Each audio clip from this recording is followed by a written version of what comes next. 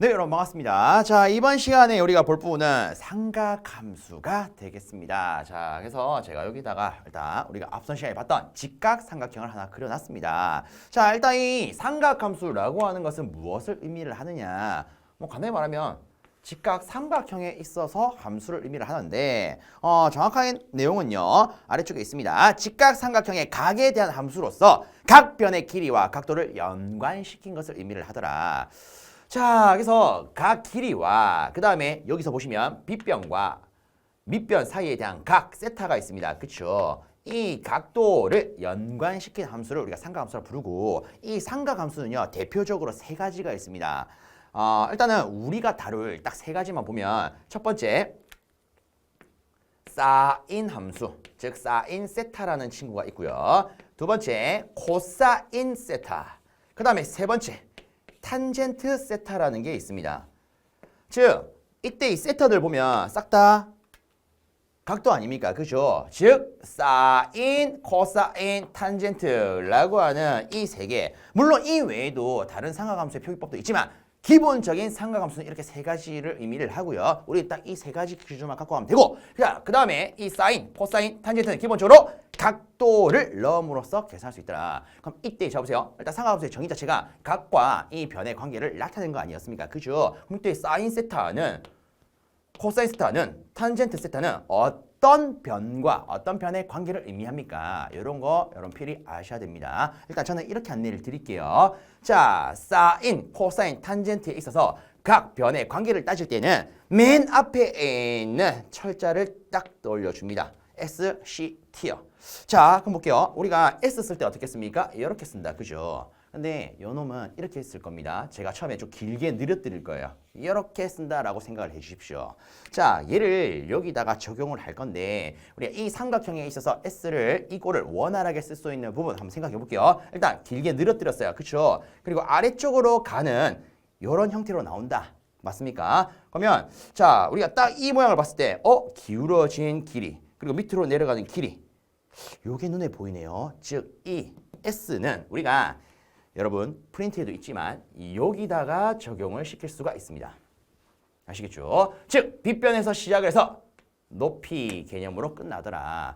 그럼 이때 항상 모든 삼각함수는 이렇게 쓸 거예요. 시작점이 분 모여, 끝점이 분 자요.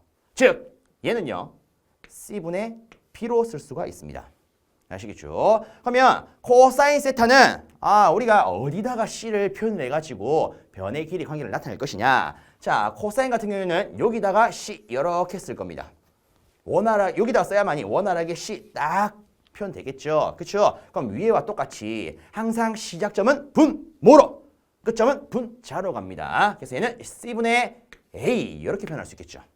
자, 그 다음에 탄젠트 같은 경우에는 저는 이렇게 쓸 거예요. 물론 이 T를 쓰는 사람이 이렇게 쓸 수도 있을 거고요. 혹은 이렇게 쓰는 사람도 있을 겁니다. 근데 저는 요거 기준으로 안내를 드리겠습니다. 지금 보시면 위쪽에 문자기 하나 썼고 왼쪽에 하나 썼습니다. 이제 쓸 수 있는 부분은 솔직히 요 부분밖에 없어요. 그래서 T는요 이렇게 쓸 겁니다. 자, 보세요. 딱 쓰고 시작점 어디예요? 밑변. 끝점은 높이 아닙니까? 그렇죠? 그래서 얘는요 우리가 A분의 B 이렇게 쓸 수가 있습니다. 그래서 딱 이 형태 기억하시면 친기 조금 수월하겠죠. 사인 세타 묻는다. 딱 끄어가지고 빗변분의 높이다. 코사인 세타 하면 빗변분의 밑변이다. 탄젠트 하면 딱 끄고 나서 이제부터 시작이에요. 밑변분의 높이다. 즉 이런 변의 관계를 각도 관계로서 표현한 이런 함수를 우리는 삼각함수라 부릅니다. 체크해 주십시오. 아시겠죠? 자, 근데 여기서 이제 한 가지뿐만 아니라 몇 가지 좀 더 내용을 살펴보겠습니다. 어떤 걸 살펴볼 거냐면, 자, 저는 일단 사인과 코사인 기준으로 이것부터 안내를 드릴게요. C를 이항을 시켜봅시다.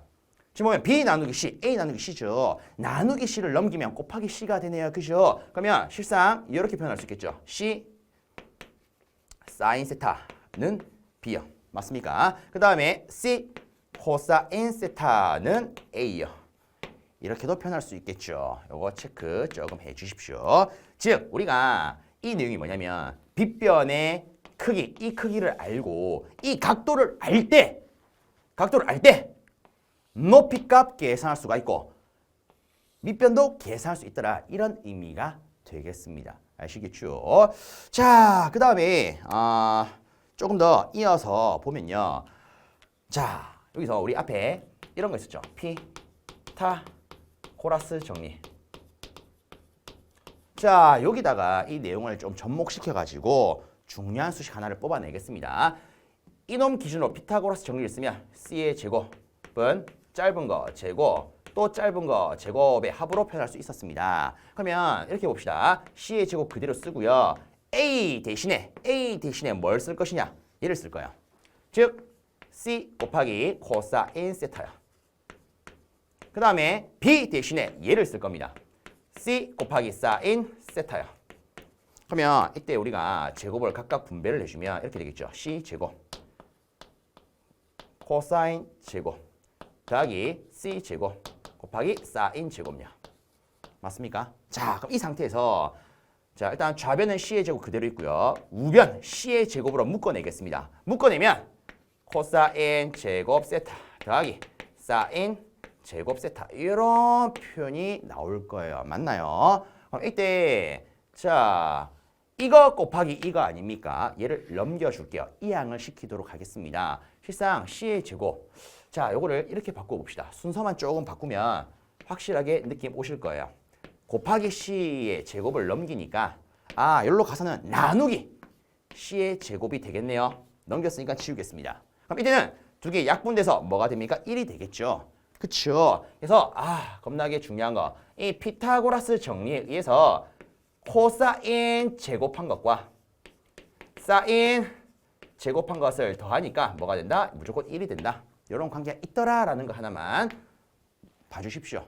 물론 원래는 중요한 개념이기 때문에 제가 뭐 빨간색으로 썼긴 했는데 우리 기능사 영역에 있어서는 그렇게 뭐 자주 나옵니다. 이런 건 아니에요. 아시겠죠? 때때로 필요한 개념이기 때문에 이렇게 제시를 해봤습니다.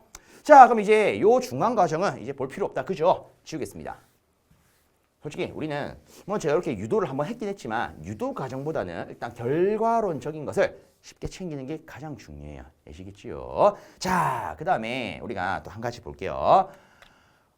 일단은 방금 우리가 이렇게 상가함수에 대한 관계식을 했는데 때때로 세타 값을 구하라는 문제를 만나게 됩니다. 근데 중요한 건 이거예요. 실제 얘는요. 사인 세타. 즉 상가함수가 같이 연산된 거고요. 지금 제가 안내를 드리고자 하는 것은 딱 이 세타만 구할 때 기준이에요. 아시겠죠? 그럼 나는 이 각도를 구하고 싶은데 이때 어떻게 해야 됩니까? 자, 보세요. 간단히 말하면 자, 이 수식 기준을 했을 때 내가 빗변 값과 높이 값을 알아요. 이 두 값을 알아요. 그럼 이때 나는 이 각도를 알고 싶은데 어떻게 해야 될까? 자, 요거는 제가 이런 개념으로 안내를 드릴게요. 자, 실제 정론은 아니지만 그냥 약간 편법적인 방법이에요. 그냥 개념적인 것만 안내를 드리겠습니다. 자, 요거를 이렇게 한번 생각을 해봅니다. 사인 곱하기 세타는 C 더하기 B다. 자, 그럼 어쨌든 얘들이 곱하기 관계 아닙니까? 그럼 얘를 넘기면 얘는 나누기가 될 거예요. 그쵸? 그러면 이렇게 표현할 수 있겠네요. 세타는 사인분의 1 곱하기 C분의 B요. 자, 근데 우리가 앞에 지수 법칙 하면서 왜 이런 거 있었죠? 예를 들어 A의 마이너스 N승이다. 그럼 얘는 뭐다? A N승분의 1요. 이런 거 있지 않습니까? 그쵸? 그러면 다르게 말하면 A의 마이너스 1은 A의 1승분의 1이 될 거예요. 근데 우리가 A의 1승은 그냥 A로도 쓸 수 있기 때문에 이렇게 표현할 수가 있을 겁니다. 자 보세요. 그럼 얘를 이 개념에 접목을 하게 되면 이 세타라고 하는 것은 이렇게 쓸 수 있겠네요. 사인에 마이너스 1승을 해가지고 C분의 B요. 자, A 때 우리가 이 사인에 마이너스 1승 한 것을 아크 사인이라고 부릅니다. 아크 사인 아시겠죠? 그러면 요거 쓸 때 어떻게 해야 됩니까? 예를 들어서 자 얘입니다. 자 예시로서 B의 길이가 만약에 5고 C의 길이가 10으로 나왔다. 자 그럼 이때 나는 이 각도를 계산하고 싶어요. 그러면 세타는요. 아크 사인 C분의 5 하면 될 거예요. 그렇죠? 그럼 우리 계산기 활용 한번 해봅시다. 자, 우리가 만약에 사인 어떤 값을 계산하고 싶대요. 예를 들어 사인 30도를 계산하고 싶대요. 그럼 실상 우리가 계산할 때는 사인 버튼 누르면 됩니다. 그러면 실제 얘를 누르면 딱 이렇게 뜰 거예요. 아마 이렇게 뜰 겁니다. 그러면 이때 예를 들어 사인 30도라는 걸 계산하고 싶다. 일단 30 그대로 넣고 딱 는 누르시면 얘가 뭐 2분의 1 이렇게 나올 거예요. 근데 우리가 지금 할 것은 사인이 아니고 아크 사인이 필요합니다. 그죠? 자, 아크 사인은 어디 있느냐? 여기 사인 버튼 위에 보시면 아크 사인이 노랗게 표현되어 있습니다. 그럼 이 노란 거 쓰려면 우리가 뭐 눌러야 됩니까? Shift 눌러야겠죠? Shift 눌리고 사인 버튼 누르면 계산기에서는 딱 이렇게 뜰 거예요. 그럼 여기서 잡으세요. 우리가 얘를 계산하려면 안에 분수꼴 필요하다. 그죠? 그럼 분수 버튼 한번 눌리면 되겠죠? 눌리면 이런 꼴로 바뀝니다. 그럼 이때 우리가 커서 이동시키면서 5, 10 그대로 넣으면 답이 탁 나오겠죠. 이렇게 활용할 수 있습니다. 아시겠죠? 자, 그럼 좀 더 이어서 이렇게 볼게요.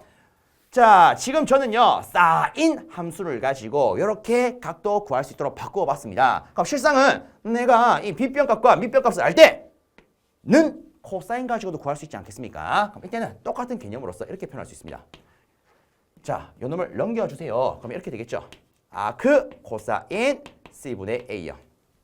특히나 여러분들이 앞으로 많이 쓰시게 될 것은 마지막 탄젠트 기준이에요.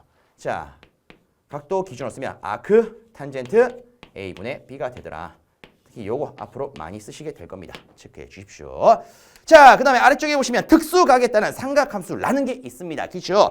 간단히만 살펴보겠습니다. 자, 사인 세타가 있고요. 코사인 세타가 있고요. 그 다음에 탄젠트 세타가 있네요. 자, 일단 우리가 흔히 말하는 특수각은 세타가 0도일 때 60분법 기준입니다. 0도일 때, 30도일 때, 45도일 때, 그 다음에 60도일 때, 90도일 때 얘를 특수각이라 불러요. 아시겠습니까? 그래서 실상 여러분들이 프린트물에 있는 표 다 외운다? 이렇게 보실 필요 없어요. 왜? 우리는 계산기가 있기 때문에. 그렇죠? 그럼 여러분들은 사인 0 넣어보십시오. 0 나올 거야. 코사인 0 하면 1 나올 겁니다. 아시겠죠? 자, 탄젠트 0 하면 0이 나올 거예요. 사인에다가 30도를 넣어봅니다. 그럼 얘는 2분의 1이라는 값이 여러분 계산기에 나올 거예요. 근데 나는 소수로 표현하고 싶은데요. 뭐 눌리면 된다고요? 요거 눌리면 얘가 0.5로 바뀔 겁니다. 자, 그 다음에 코사인 30도를 하면 2분의 루트 3 이렇게 되어 있습니다. 근데 자, 중요한 거는 잡으세요. 실상 우리가 기본적인 삼각함수는요. 사인 옆에다가 뭐가 들어갑니까? 각도가 들어갑니다. 코사인 각도, 탄젠트 각도가 들어가요. 그렇죠? 그럼 예를 들어 시험 문제에 사인 6분의 파이를 물었습니다. 이거 계산하려면 어떻게 됩니까? 계산기에는 이것 자체가 자, 사인, 코사인, 탄젠트 이런 삼각함수 뒤에는 뭐가 들어간다고요? 각도가 들어간다요. 혀가 꼬이네요. 죄송해요. 각도가 들어간다고요. 자, 그럼 얘를 각도 기준으로 바꿔야 되지 않겠습니까? 앞서 언급을 했지만 기본적인 파이는 3.14로 계산기에서 인식을 하기 때문에 여러분들이 계산기에 직접 넣으실 때는 얘를 180으로 바꾸어서 넣으셔야만이 정상적으로 2분의 1이라는 값이 나옵니다. 아시겠죠? 요거 체크 단디해 주십시오. 확실해 주십시오. 자, 그 다음에 탄젠트에다가 넣으면 얘가 뭐 루트 3분의 1 이렇게 나올 거야. 근데 실상 계산기에 넣으시면 아마 얘가 3분의 루트 3으로 나올 겁니다. 뭐 한 거다? 분모의 유리화를 한 거다. 우리 앞서 배웠죠? 분모의 유리화를 하면 이렇게 표현이 됩니다. 참고로 봐주시면 되겠습니다. 자, 그 다음에 사인 45도 하면 2분의 루트 2, 코사인 45도 하면 2분의 루트 2가 나올 거예요. 그렇죠? 자, 그 다음에 탄젠트 45도 하면 아마 1이 나올 겁니다. 자, 그 다음에 사인 60도를 넣으면 2분의 루트 3, 코사인은 2분의 1, 탄젠트는 루트 3이 나올 거고요. 자, 그 다음으로 사인 90 하면 1, 0 나와요. 자, 그 다음에 얘 같은 경우 탄젠트 90도를 하면 아마 에러가 뜰 겁니다. 왜? 그 값을 측정할 수 없기 때문에 실상 무한대 개념이에요. 자, 근데 보세요. 일단은 얘들 다 외울 필요 있다고요? 없다고요? 없어요. 실상 이런 값 나오면 여러분들은 계산기에다가 넣으시면 됩니다. 억지로 외우려 하지 마세요. 알겠죠? 자, 근데 잘 보면 우리가 앞에 이런 걸 배웠습니다. 코사인 제곱한 거랑 사인 제곱한 것은 1이 된다. 맞습니까? 자, 보세요. 0제곱은 0이죠. 1제곱하면 1이죠. 더하면 1 아닙니까? 그렇죠? 요거 제곱하면 4분의 1입니다. 요거 제곱하면 4분의 3이 돼요. 두 개 더하면 1이 됩니다. 다른 것들도 실제 제곱해서 더하면 1, 제곱해서 더하면 1, 제곱해서 더하면 1이 나와요. 재미나죠? 그래서 이런 특징이 있더라 정도만 체크하도록 하겠습니다. 자, 다음 페이지로 가시면 실상 이제 우리 프린트물 기준으로 삼각함수의 피타고라스 정리 적용이 있는데 이미 미리 다 했어요. 다 했어요. 끝. 자, 그다음에 간단히 상가함수의 파형만 보고 끝마치겠습니다. 필요 없는 거 보냅시다.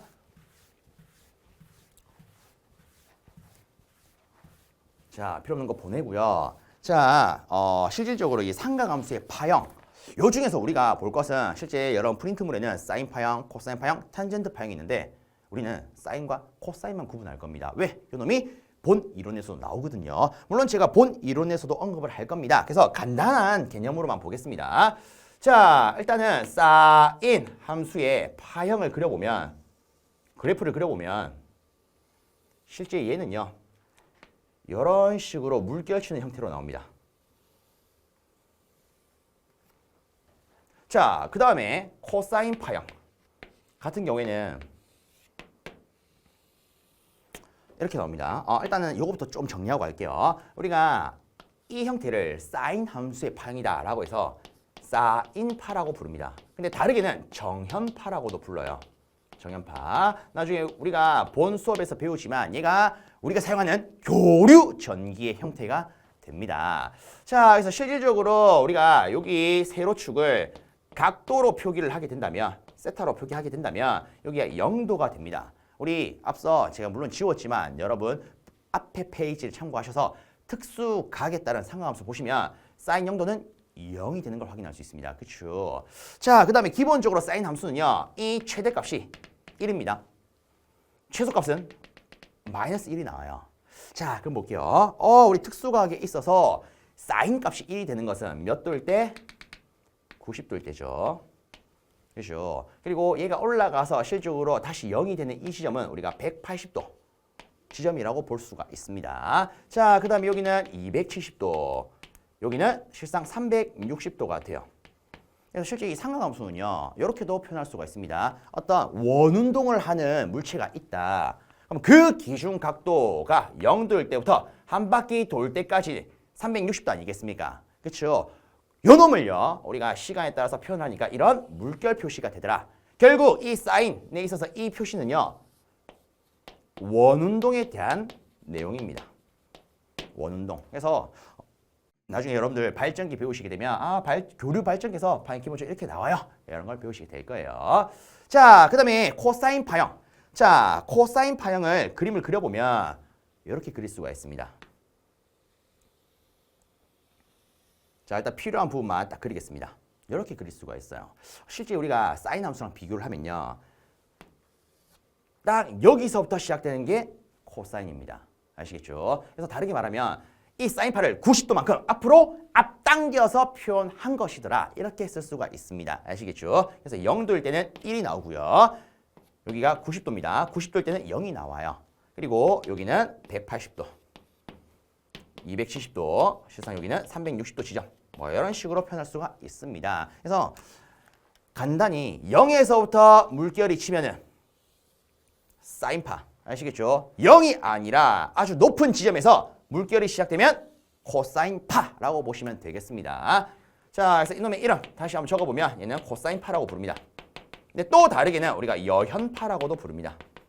근데 보통 나중에 본 수업 갔을 때 쓰는 용어는요, 대체적으로 싹 다 이놈이에요. 사인이 어마무시하게 중요합니다. 아시겠죠? 자, 그래서 이런 게 있더라. 지금은 요 정도만 보도록 하겠습니다. 자, 그 다음으로 넘어가면 자, 주기와 주파수라는 게 나옵니다. 그렇죠? 주기와 주파수. 자, 이 놈에 대해서도 좀 따져보도록 하겠습니다. 자, 필요 없는 거 지울게요. 근데 여기서 한 가지만 더 챙깁시다. 자, 우리가 다시 페이지로 넘어가면, 자, 우리 다시 앞에 페이지로 넘어가 볼게요. 자, 넘어가면 요런 표기가 있어요. 일단 자, 여기다가 코사인만 쓸게요. 코사인 세타. 자, 얘가 지금 이렇게 돼 있죠. 사인 세타 더하기 90도요. 맞습니까? 요 의미만 간단히 안내를 드리겠습니다. 제가 앞서 이 코사인파를 말을 할 때 이런 말을 했어요. 사인을 90도만큼 어떻게 했다고요? 앞당겼다고요. 그렇죠? 앞당기면 이런 파형 되는 거 아닙니까? 그죠? 그래서 이 의미가 요겁니다. 사인에 있어서 얘를 어떻게 했다? 90도만큼 앞당겼다고요. 이때 플러스가 앞당긴 것을 의미를 합니다. 그래서 얘를 우리가 본 수업 가면은 이렇게 배워요. 진상이다. 앞선다고요. 형태가 앞선다고요. 사인보다 형태가 앞선다고요. 자, 그 다음에 사인파는 그러면 자 거꾸로 보면 이렇게 볼 수 있겠죠. 코사인이 사인보다 90도 앞선다면, 즉 90도만큼 당겨졌다면 거꾸로 사인은 코사인에 있어서 90도만큼 뒤로 밀려난 거 아니겠습니까? 그죠? 그래서 얘를 코사인 기준으로 표현하게 되면 거꾸로 90도만큼 뒤로 늘어지면 되더라. 그래서 이 마이너스가 뭐다? 뒤로 당겨짐을 의미를 합니다. 뒤로 당겨지는 거. 얘를 나중에는 우리가 지상이라는 단어로 배울 거예요. 아시겠죠? 그래서 간단히 플러스가 되면 앞으로 나아가는 거, 마이너스가 되면 기준보다 뒤로 늦어지는 거다. 이 정도로만 체크해 주십시오. 아시겠죠? 이 같은 경우는 제가 본 수업 가서 보다 자세히 다룰 겁니다. 아시겠죠? 자, 이렇게 하고 다시 넘어갑니다. 넘어가서 주기야, 주파수 요 개념을 조금 보도록 하겠습니다. 자, 필요 없는 거 지웁니다.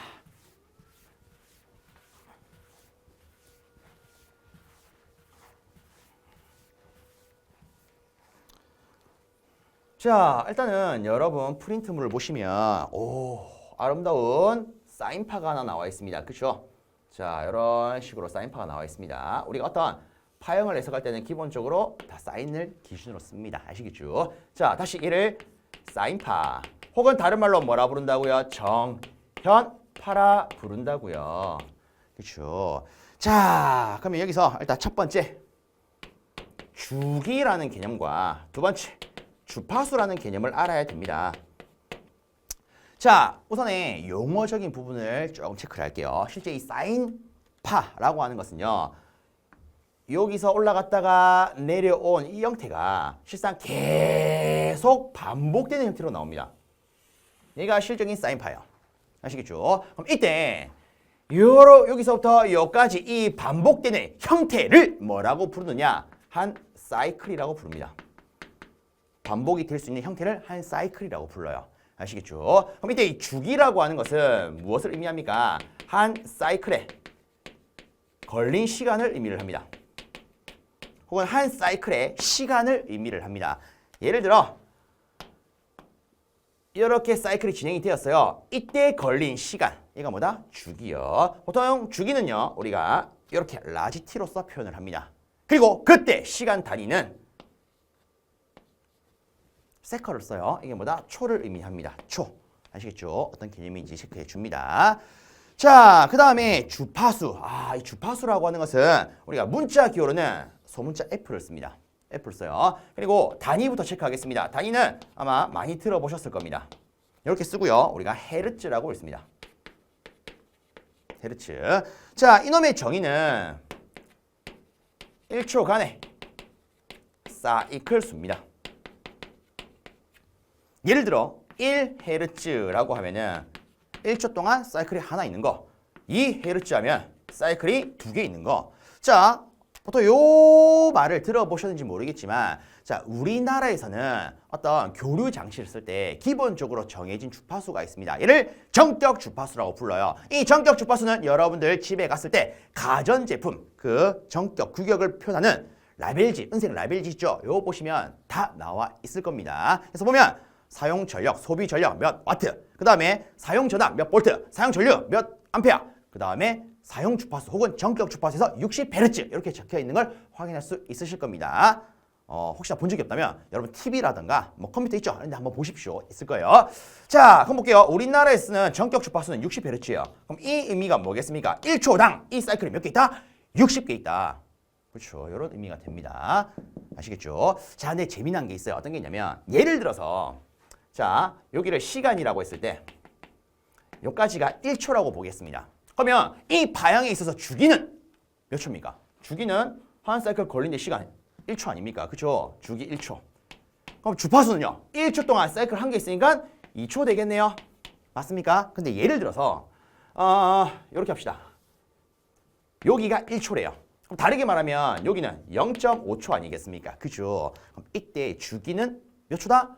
한 사이클에 걸린 시간 0.5초가 되겠네요. 근데 다르게 표현하면 2분의 1초 되겠죠. 자, 주기가 2분의 1초일 때 주파수는 몇 헤르츠가 되느냐? 초당 사이클의 수 아닙니까? 사이클이 2개 있네요. 얘는 2헤르츠가 되겠죠. 요거 잘못 적었네요. 얘는 2Hz가 되겠죠. 그럼 만약에 쭉 가서 여기가 1초다. 그럼 이때 주기는 얼마일까요?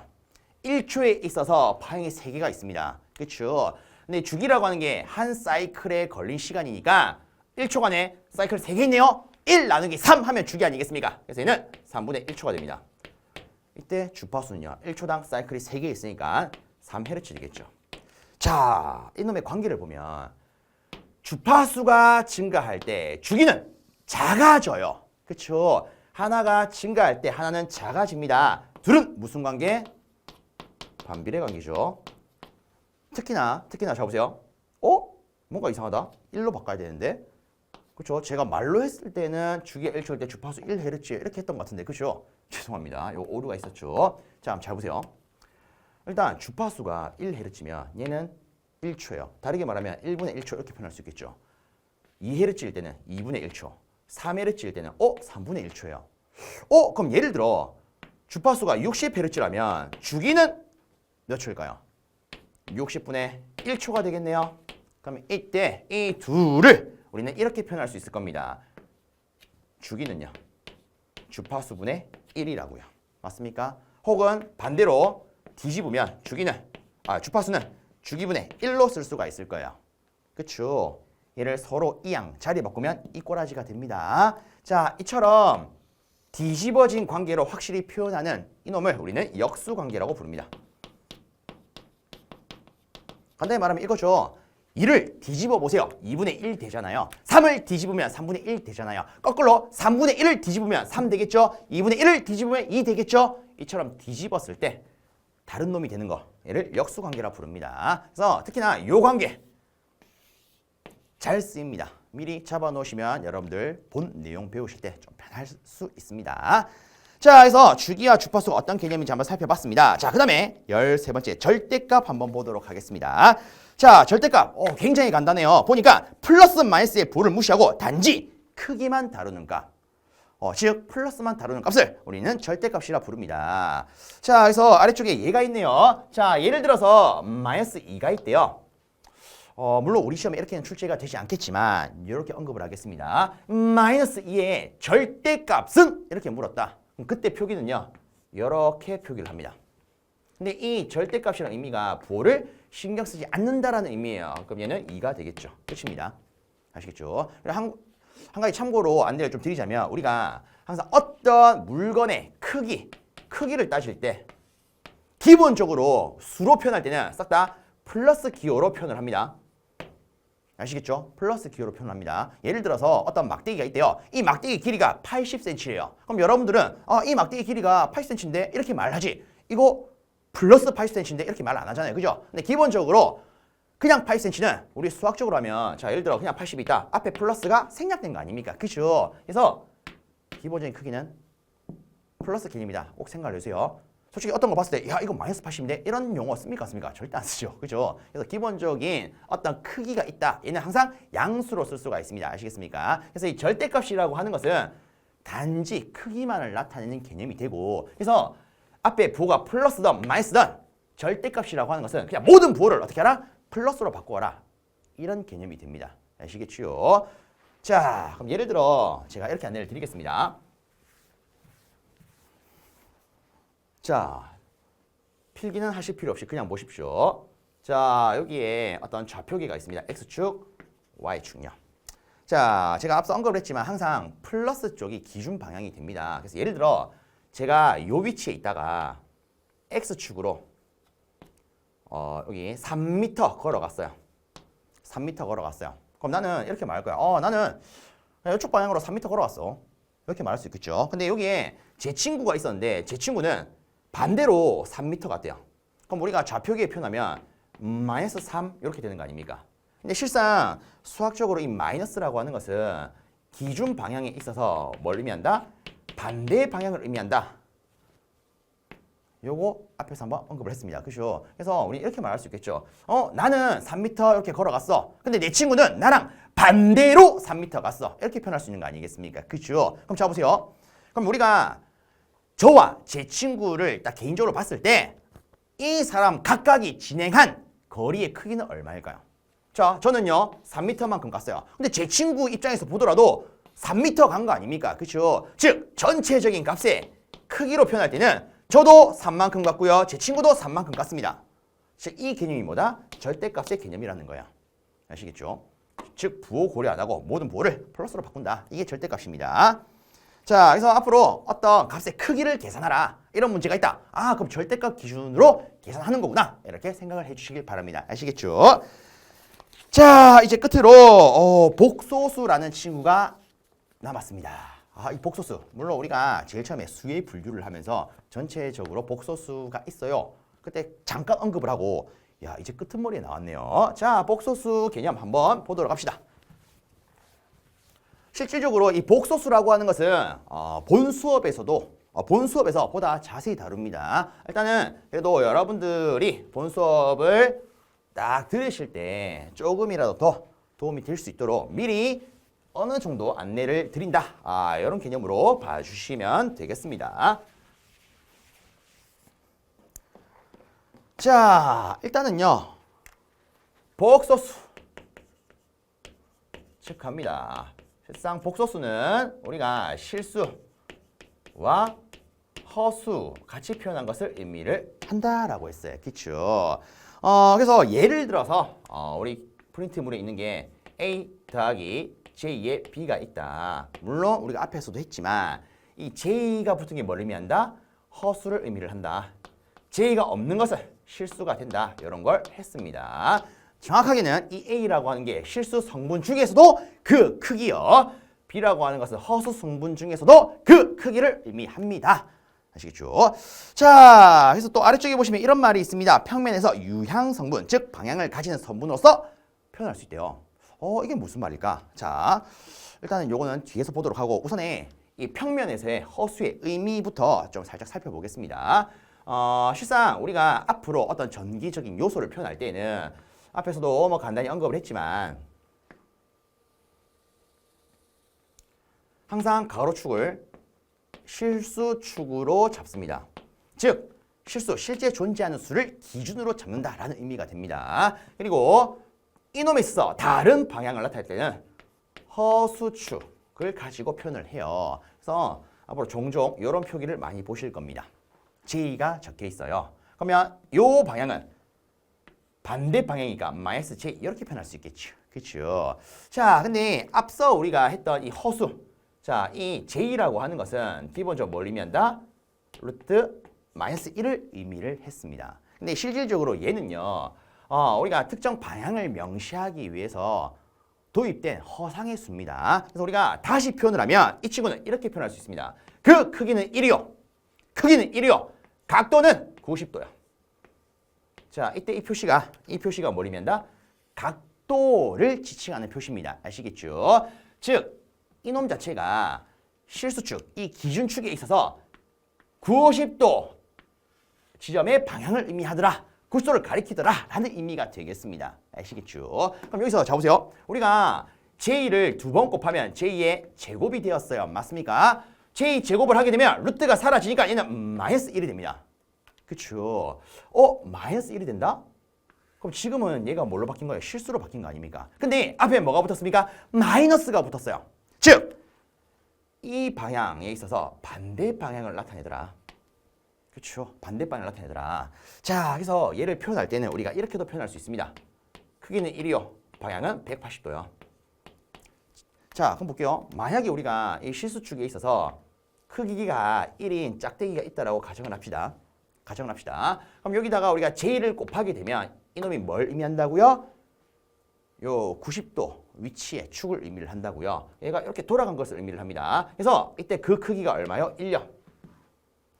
90도 각도로 크기가 1이요. 아시겠죠? 그럼 이놈의 의미는 180도 각도에 대해서 크기가 1이요. 즉 얘가 어떻게 된 겁니까? 반대로 뒤집어진 거죠. 그렇죠? 자, 그 다음에 우리가 이렇게도 한번 생각을 해봅시다. 그럼 J의 3승은 뭘까? 다르게 표현하면 얘는 J 곱하기 J의 제곱 아닙니까? 근데 J의 제곱은 곧 뭐죠? 마이너스 1이죠. 마이너스 1 곱하기 J니까 얘는 마이너스 J가 되겠네요. 즉, 허수 기준축에 반대되는 이 방향을 의미를 하죠. 그래서 우리가 각도부터 표기를 하면 얘는요 270도 지점이 됩니다. 그리고 그 크기는 1이에요. 요놈이 그대로 이렇게 회전을 하더라. 이렇게 되겠죠. 자, 그 다음으로 이 J를 4번 곱하면 어떻게 될까? 아이고, 4번 곱하면 어떻게 될까? 실상 얘는요 J의 제곱 곱하기 J의 제곱과 같습니다. 마이너스 1 곱하기 마이너스 1 아닙니까? 그럼 얘는 1 되겠죠.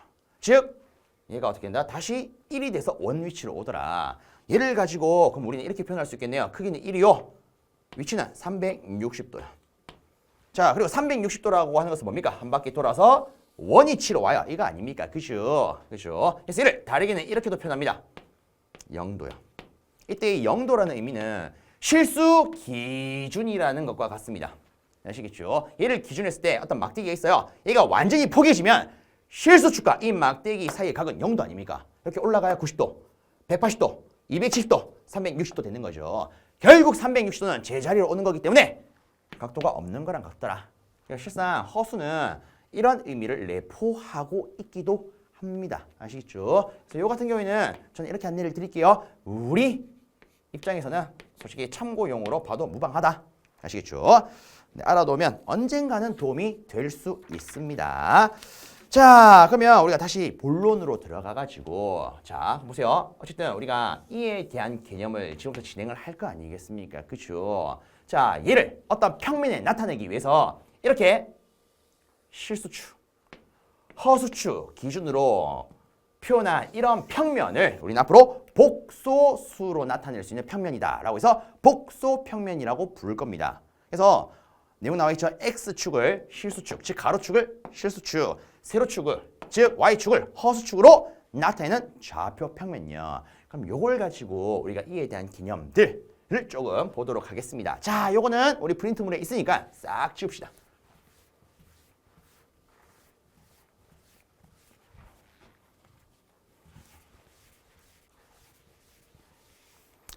자, 우선에 제가 딱 필요한 부분만 조금 체크하겠습니다. 여기 허수축이 있어요. 그 다음 여기 실수축이 있어요. 자, 여기 일단 친절하게 이렇게 적어 보겠습니다.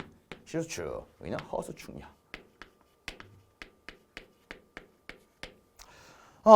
우선에 우리 교재 기준으로 하면 이렇게 되어 있습니다. 옛날 옛적에 우리가 어떤 좌표 표기법을 배우는데, 그렇죠? 어릴 때 이런 거 배우죠? 좌표 표기. 즉, 뭐, 컴마, 뭐 이렇게 배우지 않습니까? 그죠? 근데 기본적으로 우리가 어떤 물체의 위치를 표현하기 위해서 이런 좌표로 나타낸다. 그럼 그때는 X축, 컴마, Y축 이런 기준으로 쓸 수 있다라는 걸 배웁니다. 즉, 가로축부터 먼저 쓰고 세로축을 쓰더라. 요걸 배워요. 그렇죠. 자, 그럼 저는요 일단 우리 교재 기준으로 이렇게 한번 예시를 들어보겠습니다. 만약에 어떤 값이 있는데 그놈의 좌표가 a, b래요. 이게 무슨 말입니까? 가로축으로 a만큼 그리고 세로축으로 b만큼의 위치에 있다 이거 아니겠습니까? 그래서 가로축 즉 실수축으로 a만큼 그 다음에 여기서 다시 세로축으로 b만큼 간 거. 이 위치에 대한 좌표가 A, B 아닙니까? 그렇죠? 자, 이때 요 위치에 A는 어떤 물체를 A라고 놓겠습니다. 얘를 좌표로 표현하면 어떻다? 다시 A, B가 되더라. 그렇죠? 자, 이렇게 표현할 수 있죠. 자, 그럼 여기서 문제는요. 우리 시험에는 실상 우리가 뭐 초중학교 때 배우는 이런 좌표 형태로 갖고 갈 게 아니고 얘를 복소수 형태로 갖고 가는 것을 챙길 겁니다. 자, 우선 해보세요. 우리 기준으로 하게 되면 가로축이 뭐다? 실수축요. 세로축이 뭐다? 허수축요. 그럼 이것 자체가 실수, 허수 아닙니까? 그죠? 그럼 자 보세요. 그러면 얘와 A와 B 정보를 가지고 이놈의 위치를 표현하고 싶은데 그러면 저는 이렇게 보면 될 것 같아요. 어쨌든 간에 이 A는요. 이 0 위치를 기준으로 했을 때 A만큼 가로축으로 갔다가 B만큼 세로축으로 간 거 아닙니까? 결국은 개념적으로 보면 이 빨간색에 대한 길이에다가 노란색에 대한 길이를 더해야 얘가 나오는 거 아닙니까? 근데 문제는요. 방향이 서로 달라요. 방향이 90도야. 90도요. 그럼 이때는 어떻게 표현합니까? 자, 실수축으로 일단 A만큼 갔죠. 그렇죠? 허수축으로 얼만큼 갔습니까? B만큼 갔죠. 근데 실상 둘의 방향이 다릅니다. 이런 방향을 구분하기 위해서 필요한 게 허수 제2의 의미예요. 자, 보세요. B는요. 허수축의 성분 아닙니까? 그래서 허수축의 방향이다 라는 걸 표현하기 위해서 이렇게 찍어서 표현할 수 있습니다. 결국 요 위에 적혀 있는 게 얘랑 같은 표기예요. 아시겠죠? 그래서 이놈의 의미가 뭐다? 실수축으로 A만큼, 허수축으로 B만큼 같다. 이런 의미가 되겠습니다. 아시겠죠? 자, 그럼 보세요. 우리가 이런 식으로 나타낸 복소수를 정확하게는 이렇게 부릅니다. 직각 좌표 표기 방식.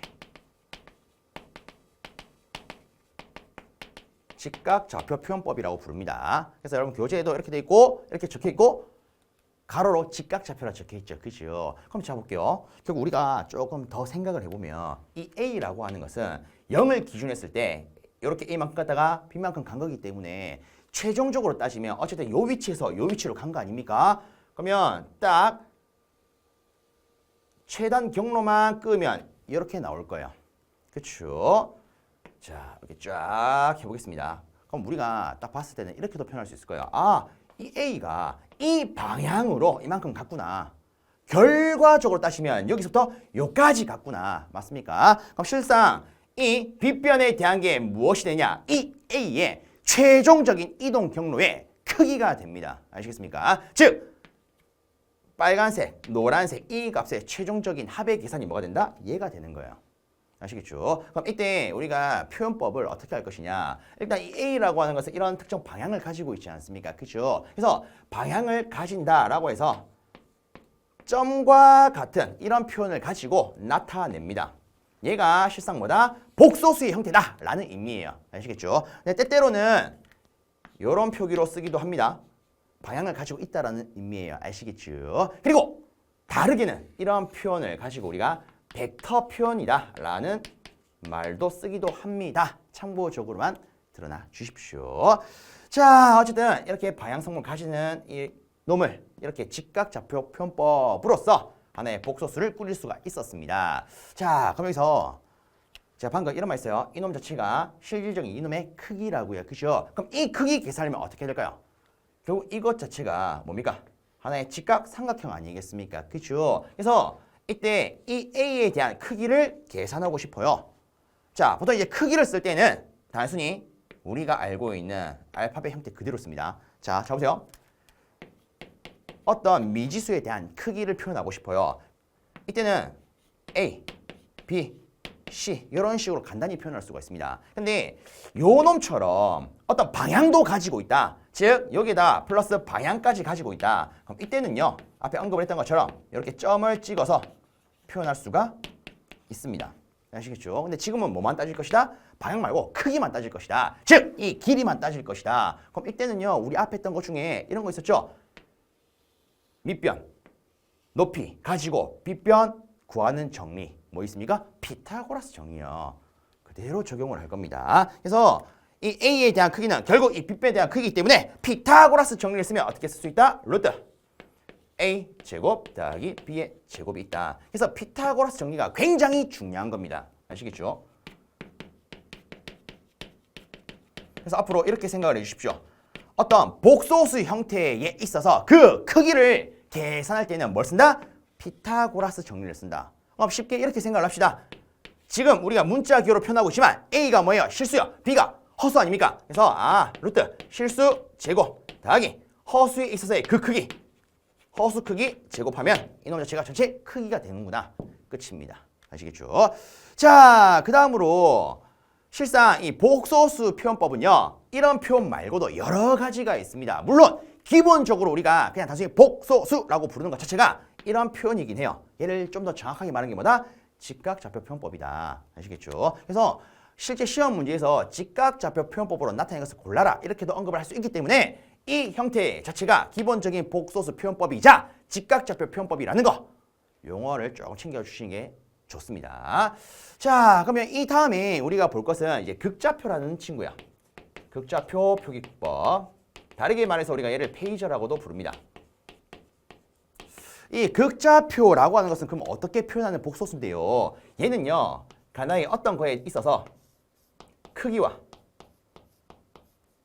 각도로서 표현하는 방법이 됩니다. 얘가 뭐다? 각도야.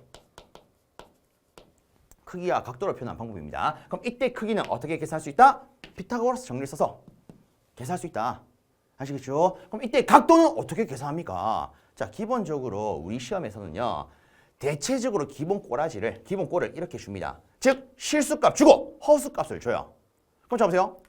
그럼 우리가 갖고 갈 수 있는 정보는 실수값과 허수값 두 가지 아닙니까? 다르게 말하면 밑변값과 높이값 두 개 아닙니까? 그럼 이 두 개 가지고 각도를 구할 수 있는 방법 뭐가 있을까요? 실상 밑변과 높이에 대한 상관함수 뭐가 있죠? 탄젠트 있지 않습니까? 그죠? 그래서 이때 이 각도는요. 우리가 아크 탄젠트 A분의 B를 가지고 계산할 수가 있습니다. 그래서 앞으로 여러분들이 이렇게 체크해 주십시오. 자, 여기다 미리 조금 적으면요. 어떤 복소수가 나와 있다. 특히나 기본 꼬라지가 뭐다? 직각좌표 표현법이라고 있습니다. 그래서 예를 들어 얘가 실수 더하기 제2의 허수의 크기로 나와 있다. 저는 이렇게만 쓰겠습니다. 이때 이 복소수의 크기는 어떻게 계산합니까? 피타고라스 정리를 써서 루트 실수 제곱 더하기 허수 제곱 이렇게 쓸 수 있다고요. 그 다음에 각도는 어떻게 표현하는데요? 항상 아크 탄젠트를 기억을 해줍니다. 그리고 이렇게 갖고 가십시오. 결국 A라고 하는 것은 이 그림 기준이라면 실수축에 대한 크기 아닙니까? B는 허수축에 대한 크기 아닙니까? 그래서 아크 탄젠트 실수 분의 허수다. 이거 앞으로 정말 자주 쓰입니다. 꼭 체크해 주시길 바랍니다. 아시겠죠? 굉장히 중요해요. 자, 그 다음으로 자, 삼각함수 표현법이 있습니다.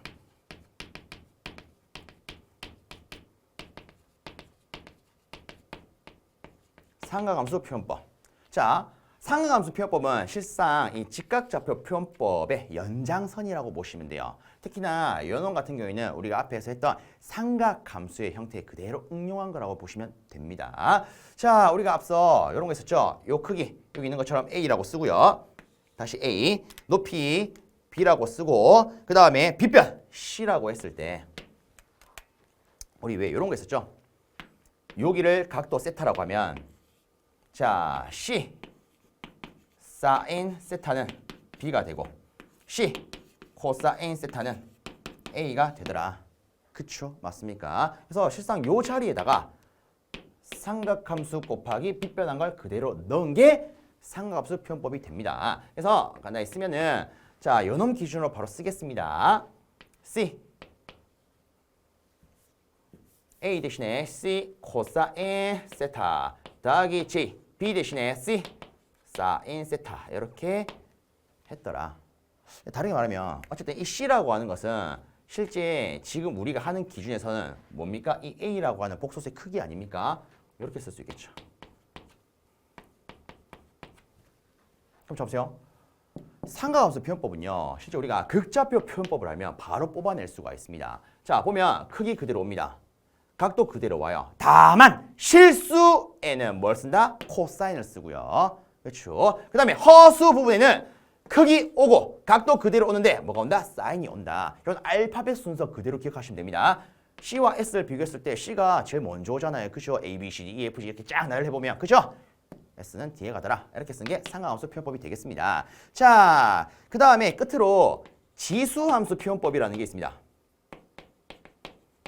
솔직히 우리 기능사에 있어서는 지수함수 표현법을 잘 쓰진 않지만 그래도 한번 체크만 해보겠습니다. 지수함수 표현법이라고 하는 것은 어떻게 표현하는 것이냐? 극좌표랑 똑같이 어떤 값에 있어서의 크기와 그 다음에 중요한 건 자연상수라고 하는 익스포넨셜이라고 하는 이런 문자 기호가 들어갑니다. 요 놈 위에다가 제2의 세타승, 즉 각도를 가지고 표현한 방법, 얘가 지수함수 표현법이에요.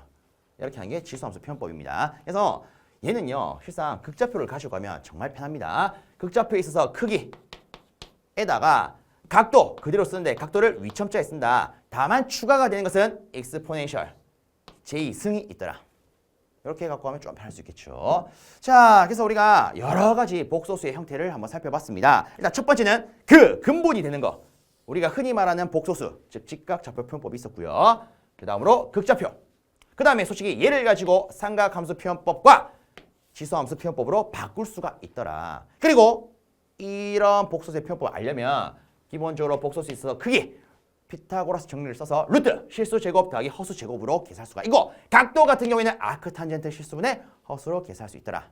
참고로 지금 하고 있는 이런 복소수 내용은 우리 본 수업 가서도 다시 다룹니다. 왜? 그만큼 중요한 거기 때문에 아시겠죠? 그래서 지금 솔직히 이 복소수라고 하는 것은 기초수학 영역을 조금 벗어난 내용이지 않을까 싶습니다. 아시겠죠? 물론 기초수학에 대한 것을 응용하는 단계이긴 하지만 그래서 이 복소수 봤을 때 여러분 입장에서는 와 땀에 이거 뭔데 이거? 이 기초수학 맞나? 이런 느낌이 분명 들 수도 있습니다. 근데 걱정하지 마십시오. 본 수업 가면 우리 기초수학 하면서 좀 어렵게 느껴졌던 부분이 있죠. 요거 다시 한 번 더 체크하면서 들어갑니다. 아시겠죠? 자, 그럼 우리 아래쪽에 있는 연습 문제 빠르게 풀고 요 과정 마치도록 하겠습니다. 자, 우선에 여기 조금 지우도록 할게요.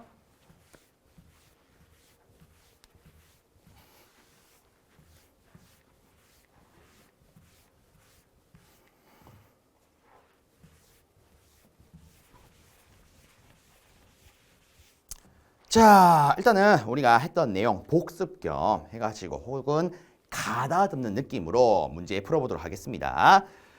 자, 일단은 연습 문제. 솔직히 이 연습 문제를 여러분들이 원활하게 지금부터 다룰 수 있다면 본 수업 가서도 이거 뭐 별거 아니네 이런 느낌 분명 들 수 있습니다. 자, 일단 제시된 조건을 보면요. 자, 여기가 실수축이래요. 여기가 허수축이래요.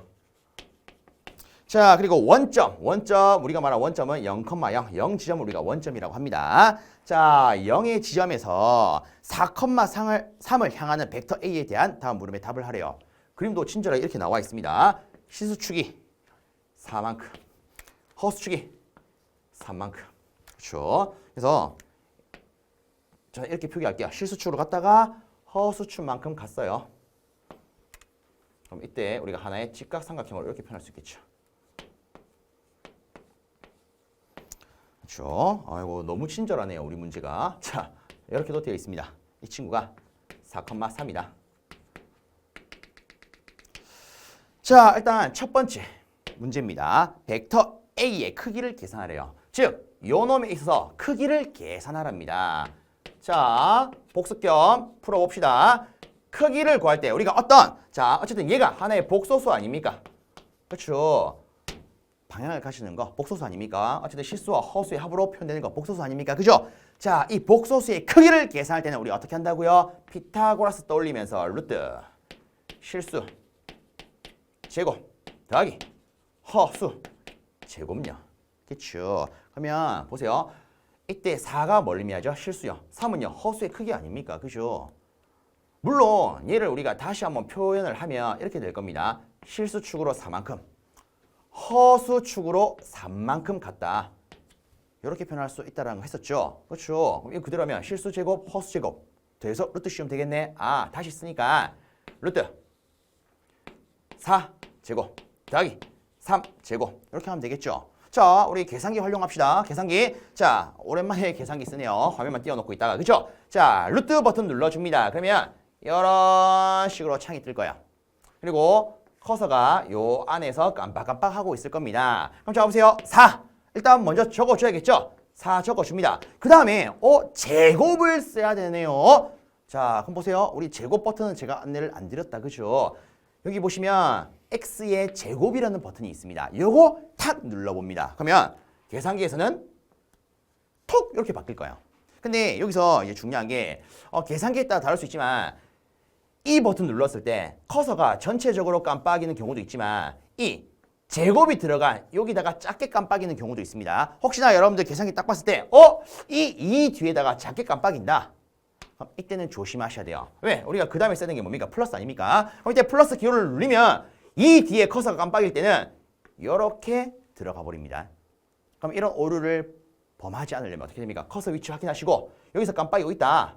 이 커서를 내려줘야겠죠? 즉 오른쪽 버튼 한번 눌러줍니다. 그럼 이 커서가 여기 있다가 이렇게 깜빡이고 있을 거예요. 그럼 이때 플러스 눌리면 이렇게 바뀝니다. 그럼 나머지는 우리가 했던 것처럼 3하고 제곱 눌린 다음에 는 눌리면 되겠죠. 그러면 이때 값이 5가 나올 겁니다. 크기는 5라는 거 구했어요. 끝났죠? 자, 그다음에 두 번째. 이 벡터 A를 이 친구를 직각좌표 표현법으로 나타내래요. 어라? 우리 방금 했던 것 같은데. 직각좌표가 뭐다? 이렇게 실수 더하기 j 허수로 표현한 거. 얘가 직각좌표 표현법입니다. 그래서 끝났죠? 4 더하기 j의 3이 되더라. 자, 그다음에 세 번째. 자, 요 놈을요. 극좌표 표현법으로 바꾸랍니다. 자, 보세요. 다시 칠 겁니다. 이 극좌표 표현법은 어떤 놈의 우리가 계산하고자 하는 대상의 크기와 각도로서 표현하는 방법이었어요. 그죠? 그럼 일단은 크기는 우리가 계산을 했습니다. 그럼 각도 계산해야겠다. 그죠? 자, 여기다가 쓰겠습니다. 각도 계산할 때는 뭘 떠올린다고요? 세타는 아크, 탄젠트, 실수분의 허수요. 그럼 자 보세요. 실수가 4죠. 허수가 3이죠. 요거 넣으면 되겠네요. 그쵸? 자, 그러면 우리 계산기 다시 한번 활용하는 거 보도록 하겠습니다. 자, 아크 탄젠트가 필요해요. 그러면 자, 우리 계산기에 잘 보시면 아크 탄젠트가 어디 있냐? 탄젠트 버튼 위에 노랗게 나와 있습니다. 그럼 이 노란 거 쓰려면 우리가 Shift 한번 눌리고 이 버튼 눌러야 된다. 그죠? 그래서 실제 눌러보시면요. 딱 이렇게 뜰 겁니다. 아크 탄젠트에서 이렇게 딱 뜰 거야. 그 다음에 필요한 게 분수 꼬라지가 필요합니다. 그래서 당연히 그 다음으로 이 분수 버튼 눌러야겠죠. 그럼 누르면 계산기에서는 이렇게 분수꼴로 바뀝니다. 그럼 우리가 이때까지 했던 것처럼 안에다가 자, 우리한테 필요한 거 분자 3, 분모 4 아닙니까? 3, 4 엔터 치시면 되겠죠. 물론 이때는 가로를 닫고 엔터 치셔도 되고 그냥 엔터 치셔도 답은 정상적으로 나올 겁니다. 자, 이렇게 엔터를 치시게 되면 36.87이라는 값이 나올 거예요. 그렇죠? 그럼 이게 뭡니까? 각도 아닙니까? 그죠? 그래서 우리는 이 각도를 계산하니까 36.87. 자, 기본적으로 계산기에서 나타내는 각도의 단위는 60분법을 씁니다. 그래서 도 이렇게 써요. 자, 그럼 끝났죠? 우리가 극좌표로 표현하면 크기가 5예요. 각도는 36.87이에요. 그렇죠? 자, 그 다음으로 네 번째. 지수함수 형식으로 바꾸랍니다. 자, 지수함수 형식은요. 얘랑 비슷하죠. 크기 그리고 위첨자로 각도를 하는데 다만 차이는 exponential j가 들어간다. 그래서 위에 있는 정보 가지고 그대로 쓰면 크기는 5요. exponential j에다가 각도 그대로 적어주시면 끝입니다. 끝! 할 수 있겠습니까, 여러분? 자, 그리고 물론 우리 지금 문제는 삼각함수 표현법이 없네요. 그래서 너무 서운한 것 같아요. 서운해하지 마시라고 삼각함수 표현법도 하겠습니다. 자, 삼각함수 표현법은요. 앞에 했던 것대로 크기, 각도, 그리고 코사인 사인만 조합하면 됩니다. 그죠? 자, 첫 번째는 크기. 얼마요? 5죠. 그 다음에 코사인부터 옵니다. 그리고 이때 각도가 얼마? 36.87도. 자, 그 다음에 더하기 j의 크기 다시 적어주시고 사인 각도 얼마? 36.87도. 근데 실제 재미난 거는 이거 계산하시면 이거 전체 계산하고 이거 전체 계산하시면 이거 자체가 4가 나오고요. 이거 자체가 3이 나옵니다. 곧 얘랑 똑같은 표기예요. 그래서 앞에 언급했었죠. 실제 삼각함수 표현법은 직각좌표 표현법의 연장선이라고요. 그렇죠? 그래서 이렇게 여러 가지 복소수 표현법에 대한 내용을 한번 해봤습니다.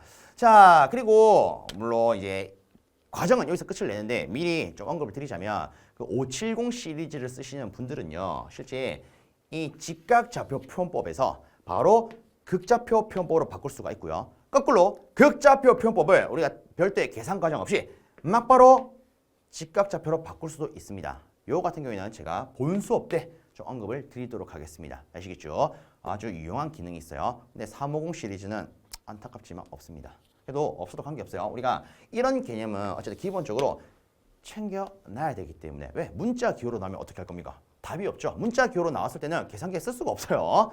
그래서 이런 개념을 알아놓으시는 게 도움이 확실히 되지 않을까 싶습니다. 자, 이것으로 우리 이 기초 수학에 대한 내용은 마무리 짓도록 하겠습니다. 물론 말은 일단 기초 수학인데 이처럼 기초 수학에서 조금 더 나아간 내용도 물론 있었습니다. 근데 제가 앞서 미리 말했죠. 너무 당하지 마시고요. 본 수업 때 또 다룰 거라고요. 그죠? 그리고 혹시나 뭐 공부하시다가 기초 수학 하긴 했는데 야, 이 부분 모르겠는데 라고 하시는 분들이 종종 있을 거예요. 그런 것들은 당당히 바로 물어보십시오. 예를 들어 1 더하기 1은 뭔데요? 이런 거 물어보셔도 됩니다. 모르는 거 있다면 언제든지 문의 주시길 바랍니다. 아시겠죠? 자, 저는 여기서 마무리하고 이제 본 수업에서 다시 여러분과 함께 하도록 하겠습니다. 자, 여러분들 수고 많으셨습니다.